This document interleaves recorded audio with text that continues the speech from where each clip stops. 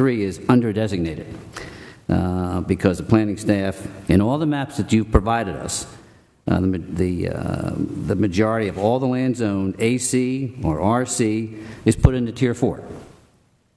Those parts of the county designated agricultural conservation should not, at least in my perspective, should not be exclusively interpreted as a mandate for conservation alone. It is, however, designated to allow the right to farm, the right to timber, but it does not negate the right for large lot development. So again, that's my perspective only, Mr. Ball.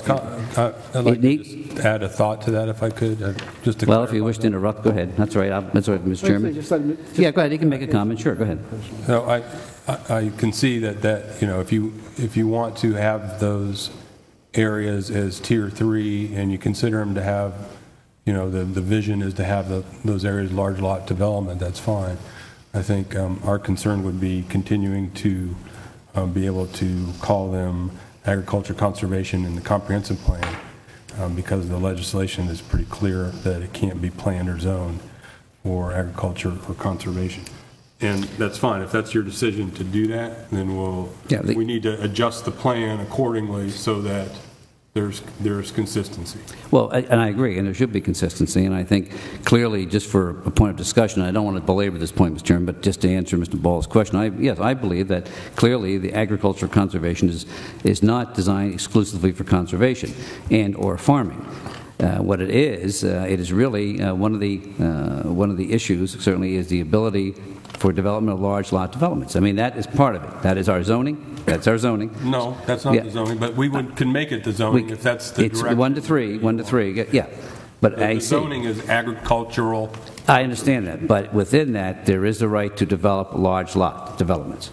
There is to develop. Yes, 1 to 3. Our density is 1 to 3. Okay, so that's the people we serve are the people I'm concerned about, so that they understand that. I frankly think that we should add large lot developments to the agricultural, rural, conservation as it's written, and large lot developments, because I'm talking about the people who own this land or who may buy it. They're going to know I can do this, and by the way, I can do that too. I think that's what we really would suggest is if you want to be Tier 3, we would call it rural residential, because that would be more reflective of your intention. Yes. You can't call it Tier 3 and keep the agricultural conservation designation, because the legislation is very clear about that. Why? Excuse me, Mr. Grassley. If Mr. Richard can